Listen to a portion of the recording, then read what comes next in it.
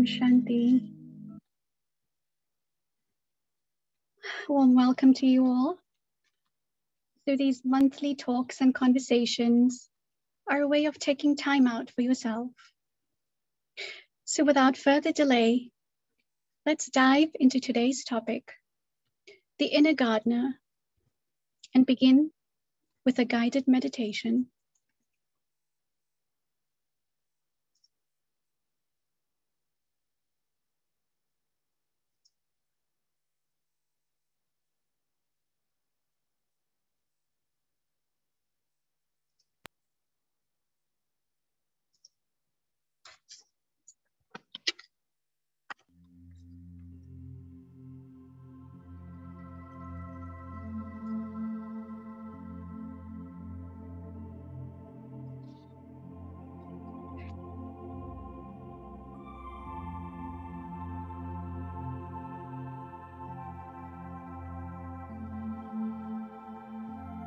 Sit comfortably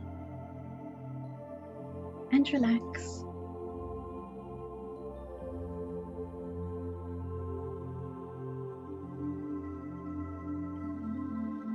Picture yourself outside.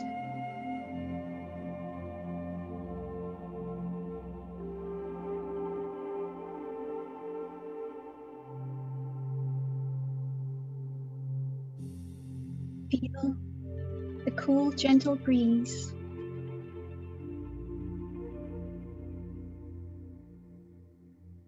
The warmth of the sun on your face.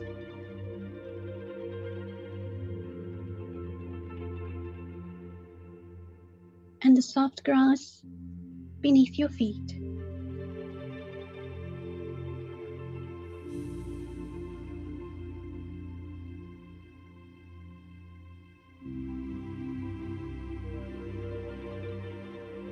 Take a moment and listen to the sweet melody of the birds in the trees.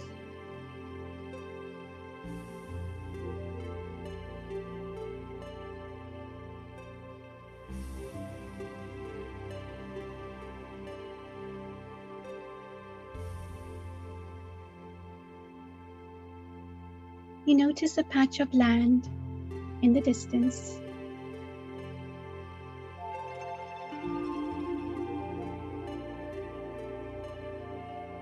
As you move closer, you see some gardening tools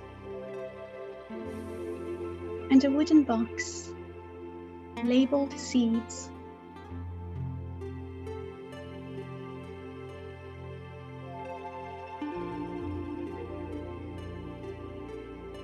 Open the box.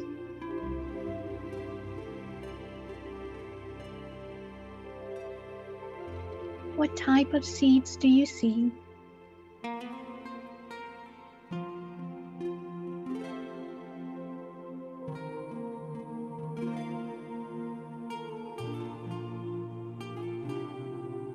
Now take a moment to plan your garden and how you would like it to look.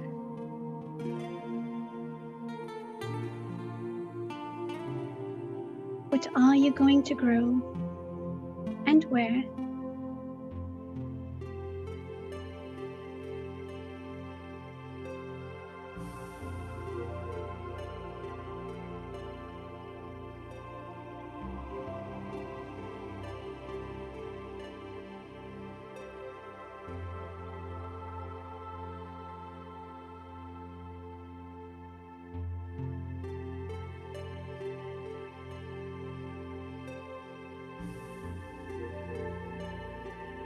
When you are ready, pick up the tools and clear the weeds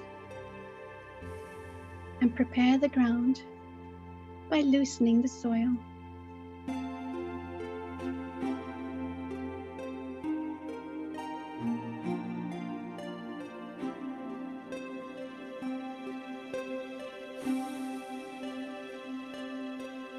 Carefully pick up each seed and sow it in the ground.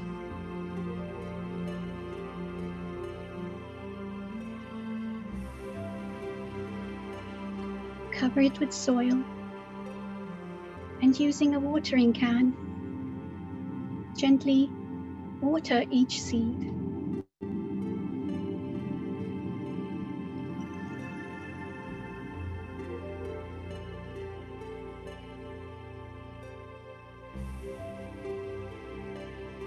With each passing day, your garden receives energy from the sun and nutrients from the soil.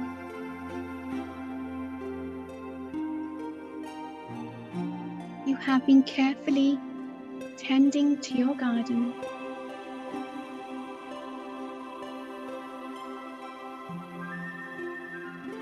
Now, sit down in your garden and be still.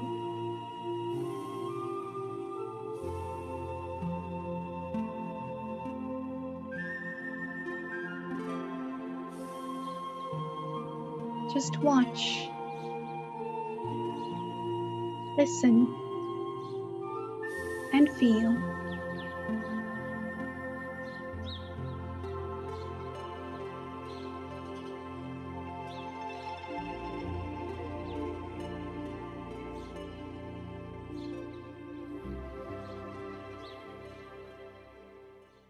When you are ready, come back to the present moment.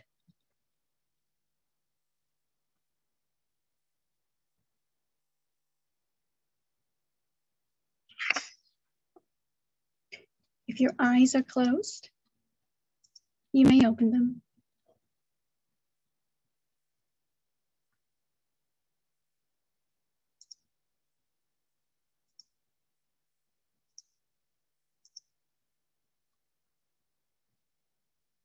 Would anyone like to share their vision of their garden and the feelings throughout the meditation?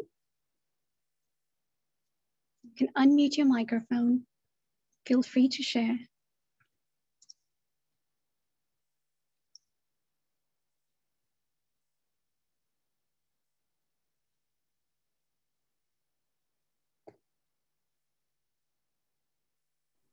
It looked like a piece of paradise. It was so beautiful. Wonderful, thank you. Yes, paradise. Anyone else?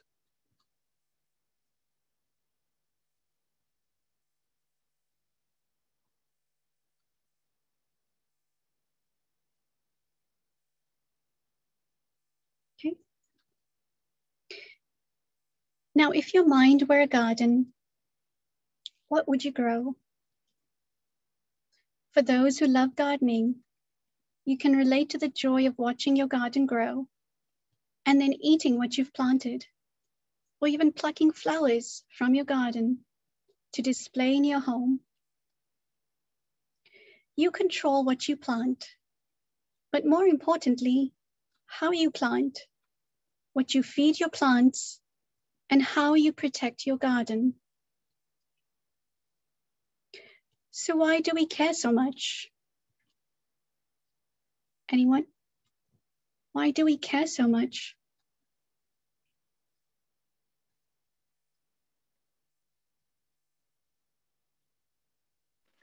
Can you repeat your question? It was not clear. Sure. Why do we care about what we grow in our garden, how we plant it, and how we protect our garden? Why do we care?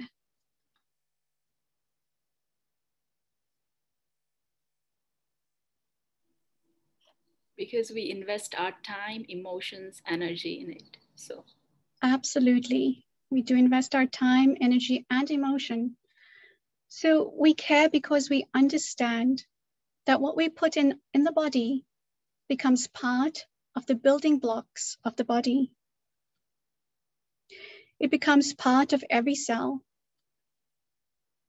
Food is necessary to live, but the type of food we eat matters because it nourishes and sustains our well-being at many levels, whether it is physical, mental, or emotional. So what if we applied the same care to our inner landscape, the mind?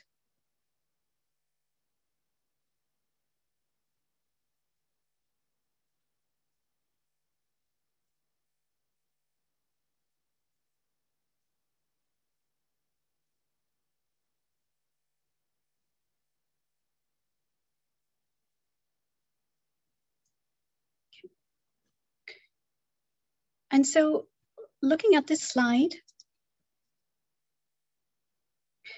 we can see that a garden, any garden, has these components. And so if we take a different perspective and maybe connect the soil to our mind,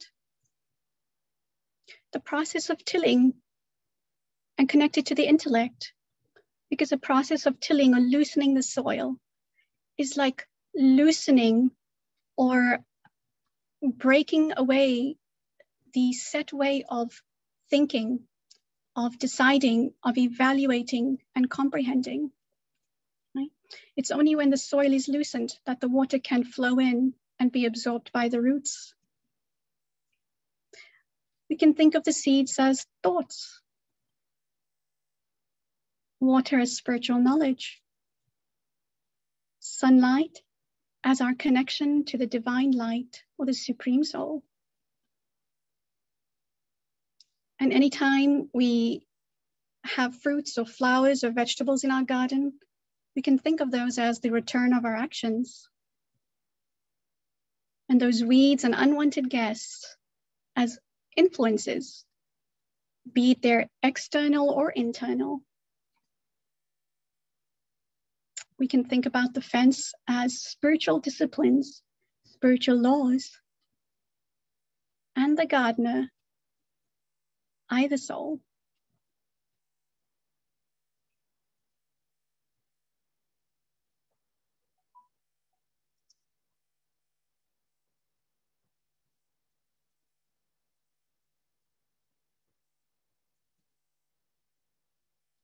So we can use this analogy to understand, empower, and protect our well-being. The seed of all action is thought. So just imagine from a tiny seed, a whole tree emerges. It brings to mind those giant trees in California's redwood forest. Whatever thought is allowed to flourish will grow bigger the more attention we give it.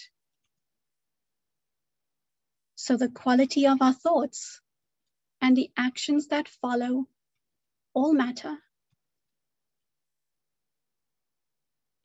Let's turn our attention to the weeds and the not so welcome guests in our garden. In other words, what are the internal and external influences that affect the quality of our thoughts and our actions?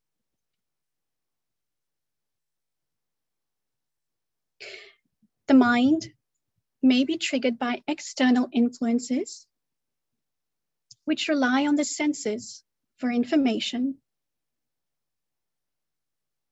whether it's the eyes, ears, nose, tongue, or touch. For instance, when we see something delicious, the desire to eat it happens in the mind, even if we are not hungry. We may have 10 pairs of shoes in our closet and no room for more, but all it takes is for the eyes to see a sale sign, and we leave the store with 2 more pairs of shoes that we did not need.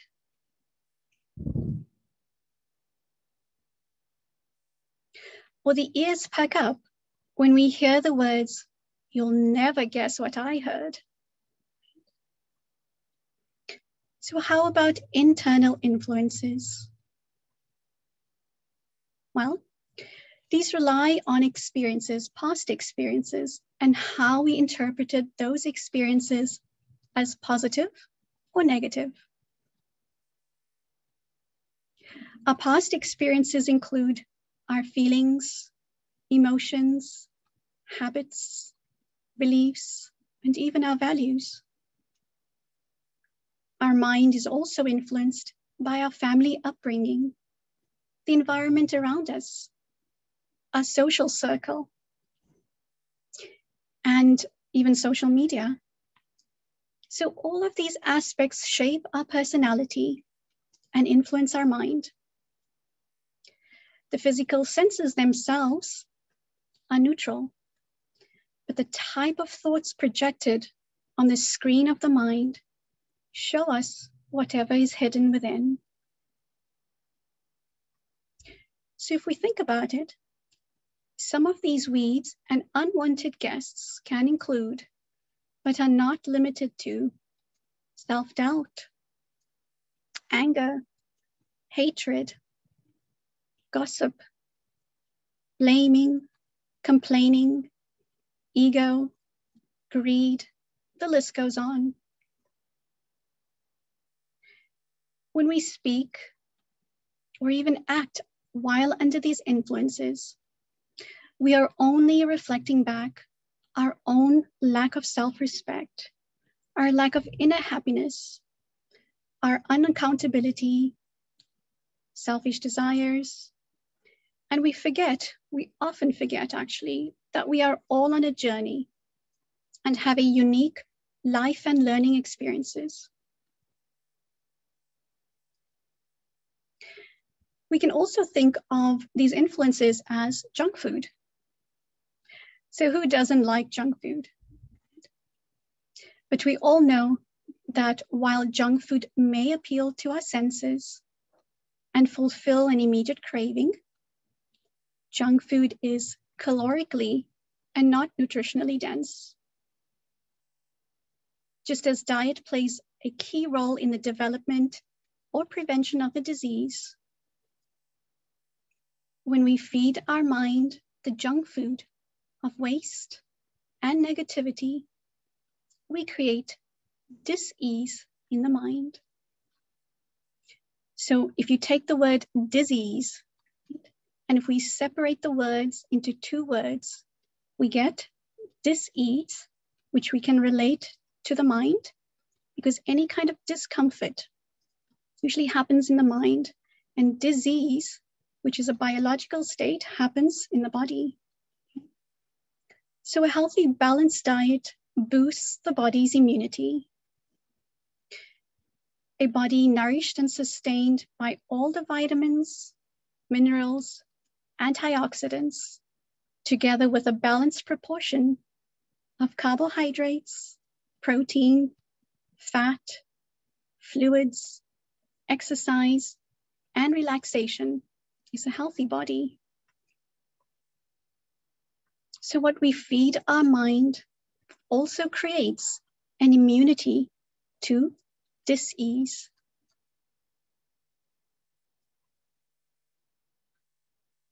Let's talk about the gardener.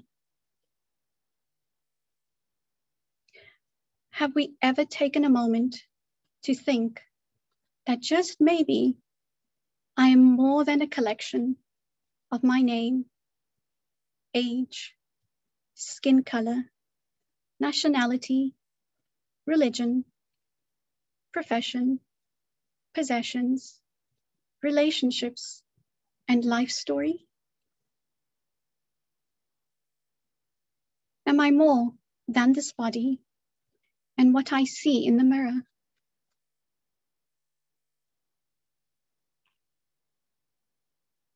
The truth is that there is more than meets the eyes.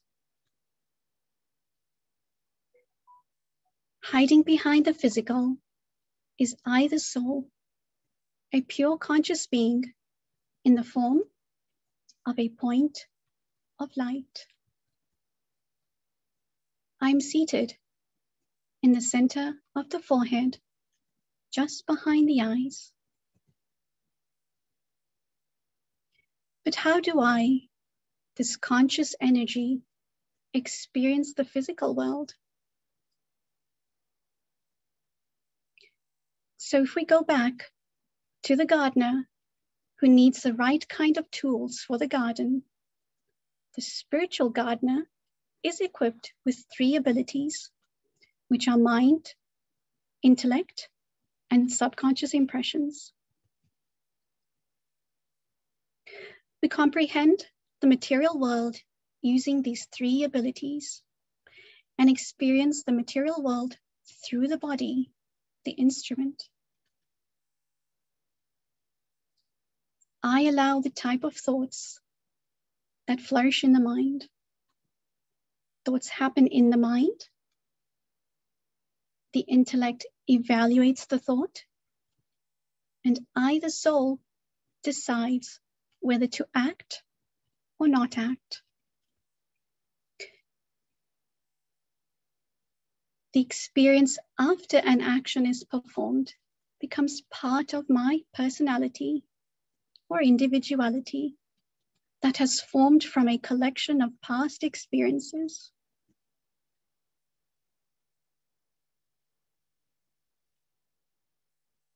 Each spiritual gardener, the soul, has an original set of qualities that is part of the original personality. So when we think of our personality or individuality, it's not just a collection of experiences, but we have an original set of qualities. But over time, we began to express these less through our natural personality and more through these influences, which were mentioned earlier, right? Those are learned influences, whether it is anger, greed, hatred. And these influences became habits as if normal, whether it's the habit of gossiping, negative thinking, comparing, etc.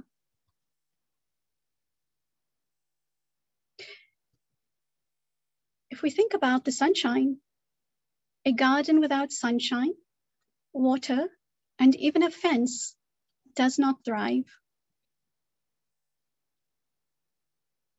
And if we take a moment and just think about the role of the sun and what that means for the garden and all of life, the sun with its light and warmth does not choose where to shine, but is constantly shining and giving. Its ultraviolet light also destroys harmful organisms. So can we be like the sunflower, always looking towards the sun? The source of all light and might, of love, peace, purity, is the divine light, the sun of knowledge, the supreme soul, who is also the master gardener. He's ever benevolent. So when I connect and remember who I am and who I belong to, then this soul to supreme soul connection is meditation.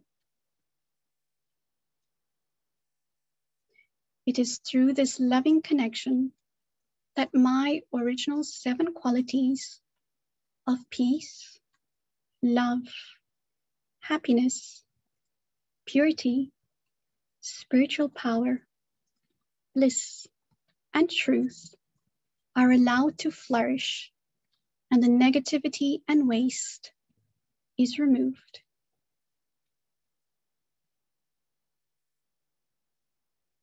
So to truly understand what benevolent thinking, speaking, and actions are,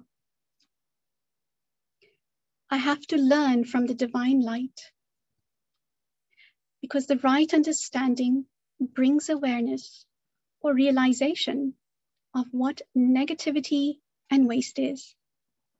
Without understanding what negativity and waste really is, I cannot begin to transform or change. So think about the gardener who is always observant of what is happening in the garden and will adjust the course of care by not allowing the weeds to grow out of control. A gardener knows that daily attention and care are needed for a return of healthy fruits, vegetables, and even flowers. If I am to enjoy the wonderful fruits and vegetables and even the flowers in my inner garden, then the daily practice of meditation and spiritual understanding, as well as application, will nurture, sustain, and protect my well-being. Transformation begins to happen with each passing day, just like our garden in our meditation. So the habit of comparing myself to others, or vice versa, or even the sickness of wanting more, transforms into being grateful for everything I have and taking nothing for granted.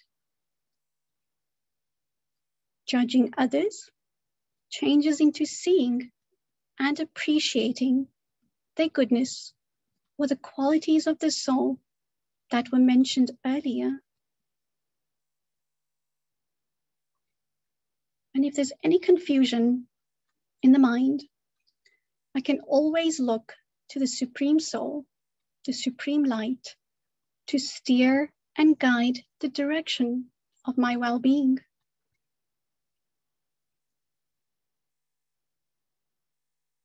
So it is in the stillness that we learn all the wise life lessons a garden and even nature teach us. A garden generously shares its beauty, tranquility, and seasonal return.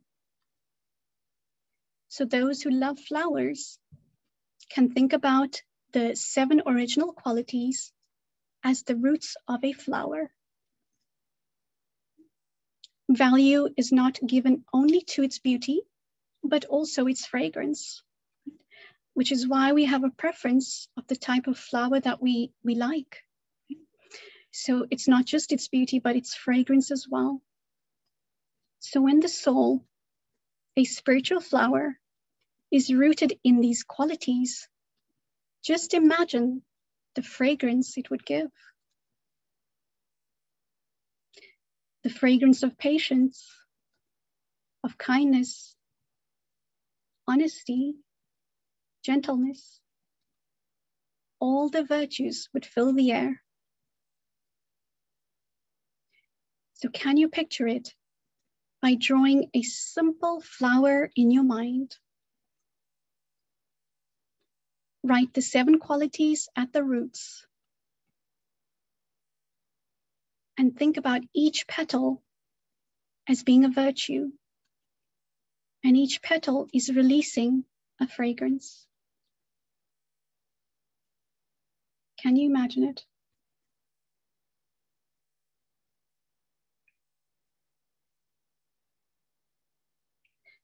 As for the seasonal return, a gardener trusts that the fruits and vegetables and even the flowers will ripe or bloom in their own time.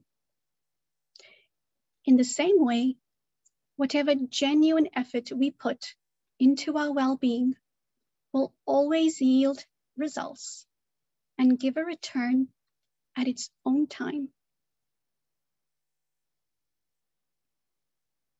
So check and ask, what am I growing in my inner garden?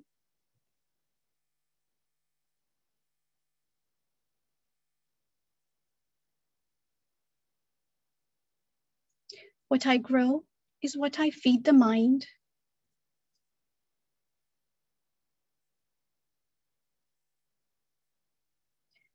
At the heart of any garden is its accommodating nature.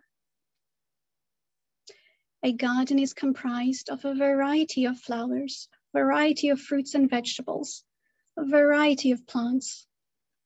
In the same way, when I begin to see and value the inherent beauty in each one, my life and the world around me will become like a garden, fragrant, beautiful, and abundant.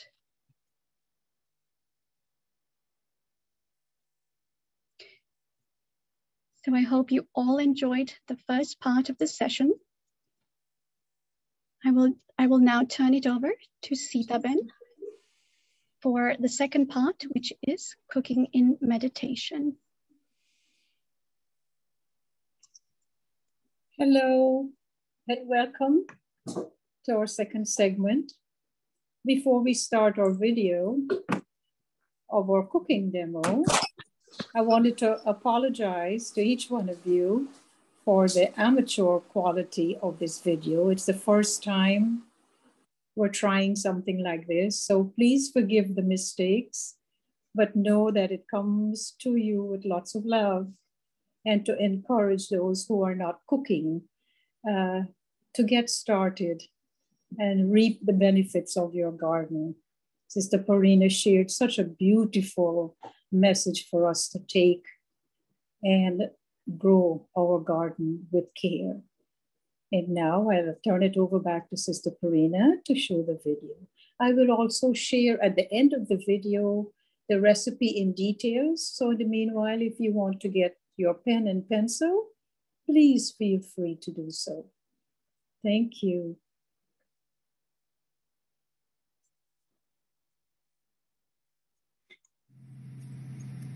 Good morning. Greetings of peace to each one of you. And we're very happy to welcome you to our Cook's Corner. It is so important when we're in the kitchen to allow our very vibrations to be one of calm, cool, peaceful, because whatever we're cooking, we're bringing our vibrations into that food. And so I'm so happy to share with you two of my favorite recipes. The first one is for a lentil and tomato soup, and the second one is for scones, buttermilk scones. Buttermilk scones are like buttermilk biscuits. I will share my recipes with you in detail at the end of our little demo, so you can take your time and copy as is. So first of all, it's important to gather all your ingredients, and as for the recipe, you will see I've laid them out here. They may look like a lot, but they're very simple and easy to assemble. It's so much easier when you're cooking to have everything available within reach. I wanted to talk a little bit about lentils. There are so many varieties of lentils in the market, but my favorites are these two, the brown or green as you want to call it, and then the nice reddish pinkish one, also known as masoor dal. Lentils are very high in protein and vitamin A and good amount of minerals. Some of these items you may not be familiar with, like asafoetida. You can leave it off if you don't have it. Asafoetida is a resin of the fennel plant, and it adds a pungency and an umami taste to the soup. So let's get started. Our ingredients are as follows. We have 1 cup of lentil, 5 cups of water, 2 teaspoons of ground coriander, 1 tablespoon olive oil, 1/4 teaspoon asafoetida powder, 1/4 teaspoon ground pepper, and feel free to add some chilies if you want to. 1 teaspoon of salt, 1 teaspoon of sugar, 1 tablespoon of fresh lemon juice. And while we're on this point of lemon juice, let me mention, lemon juice is such a good source of vitamin C, but when added to this lentil soup, it allows the protein to be easily absorbed by the body. So it's very nice to have that lemon juice in there. 1 cup of tomato, and if you have tomato paste, just 1 tablespoon, and chopped fresh parsley to serve on top. So I've washed the lentils. I'm going to add them to the 5 cups of water.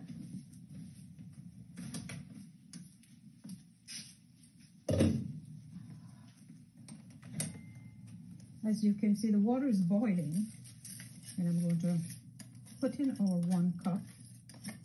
You wash the lentils to remove dust and, sift through it to remove any particles that are extraneous and just hanging around. And to our pot, we're going to add the 2 teaspoons of ground coriander. Most of you know the coriander leaf. cilantro. But we're going to use the actual coriander seeds, which we've toasted and ground up. So we're going to add our coriander, or 2 teaspoons. Bring this up back to a boil, which it's already doing. So we're going to cover it and let it simmer 35 to 40 minutes. While that is boiling, we can get started on our scones. Our recipe for the scone is very, very simple. You can have a savory scone if you'd like to, where you omit the sugar that we're going to add. You can add some celery, some cheese, and that way you have a salty scone. But I like the little sugar in this scone because scones are usually served with a cup of tea. And as soon as it's out of the oven and you put a little bit of jam and butter on it, it is so scrumptious. So these 2 things are my favorite go-to if you have company coming. It's so easy to assemble and everybody benefits from a great meal. Okay, so the ingredients for buttermilk scones, and this recipe makes about 12. And a reminder that I'm going to take my time and give you this recipe at the end of our demo. So you need 1 3/4 cups of flour. What I have done here is not only use all-purpose flour, I've put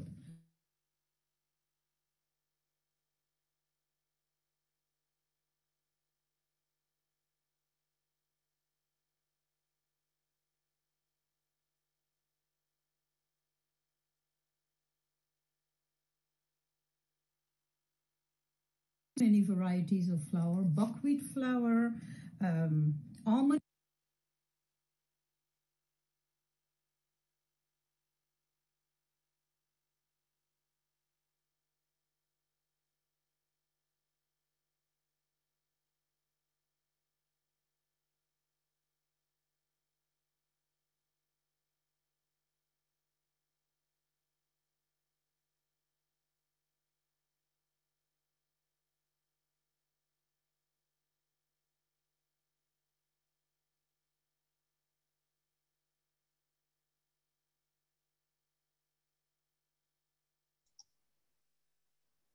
So I'm not sure what happened to the video. Sita Ben, would you mind sharing the recipe?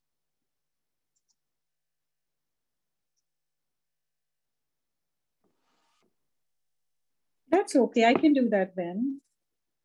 I don't know what happened to the rest of the recipe, but here's our detailed items for the lentil and tomato soup.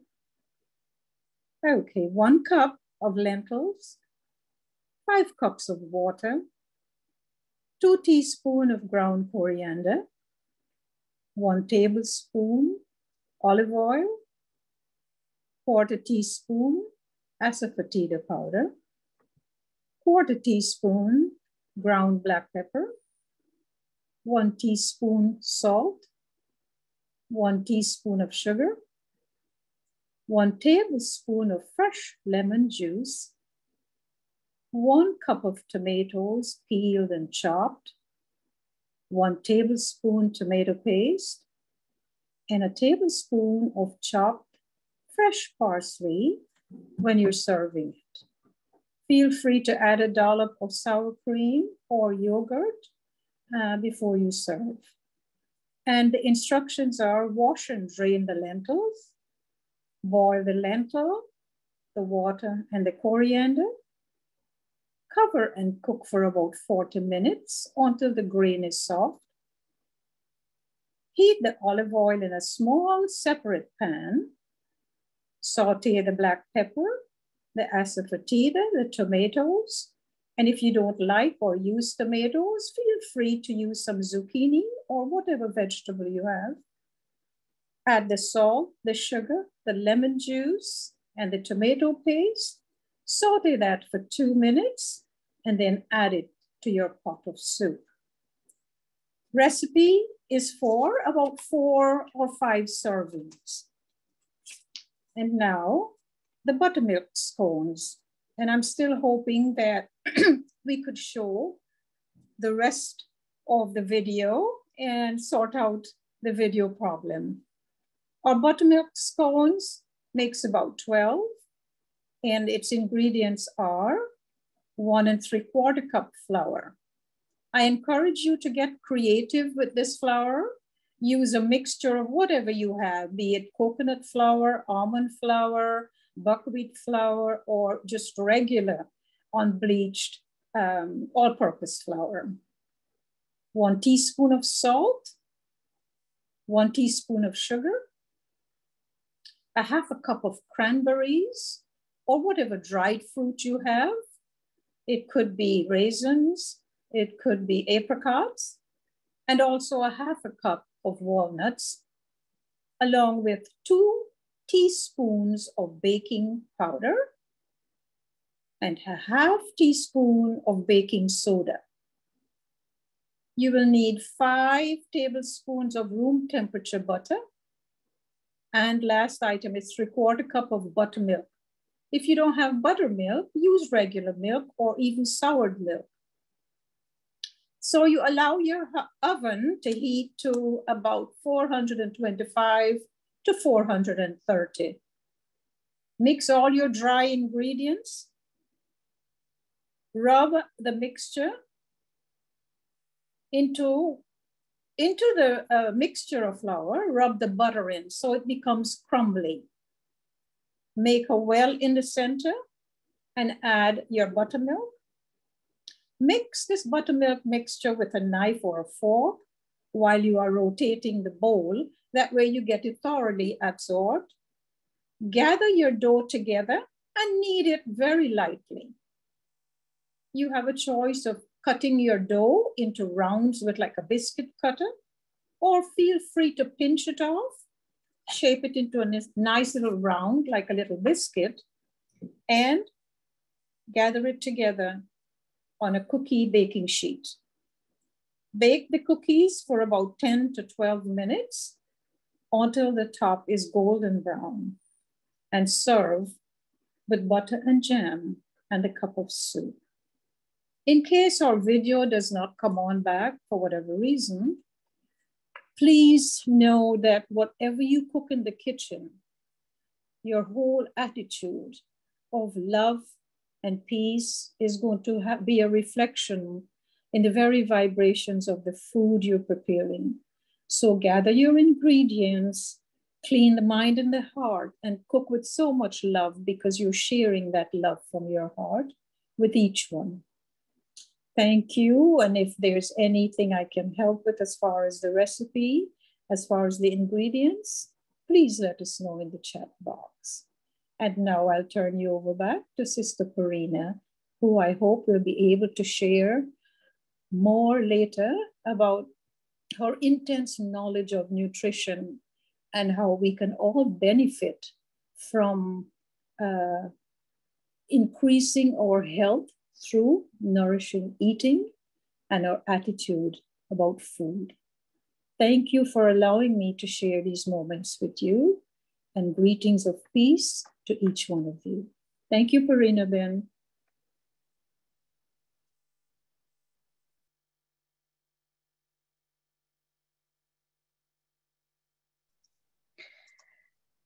So we were not able to get the video started. Does anyone have any questions before we end the session soon, in a few minutes?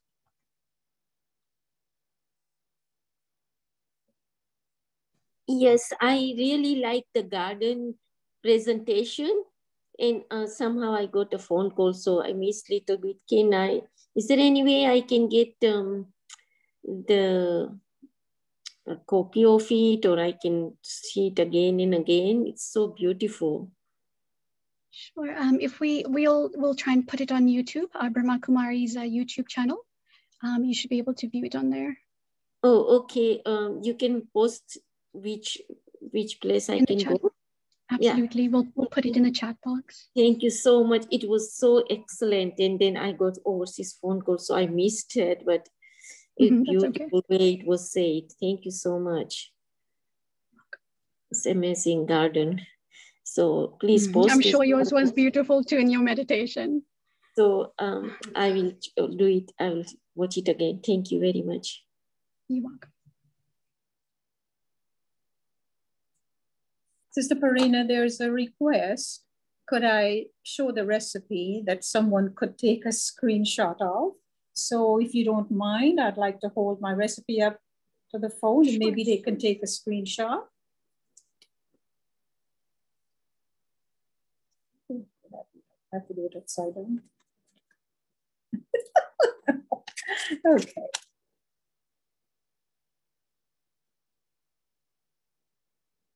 Arina Ben, is that coming over proper? Yes, it is. So if the audience would like to take a screenshot, if you're on a laptop, or take a picture with your phone.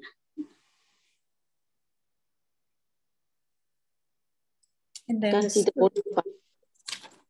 And then here's the soup. If you can put it a little back, Sitaben, just a little back. Yes. Good.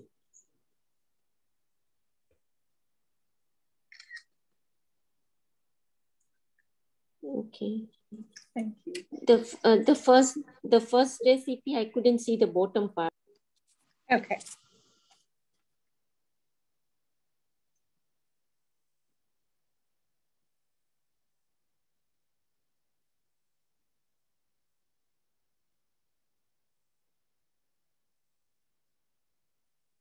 That okay? Thank you, Ben. Okay, so if we can end with a minute of silence, and then we'll end the session 5 minutes early.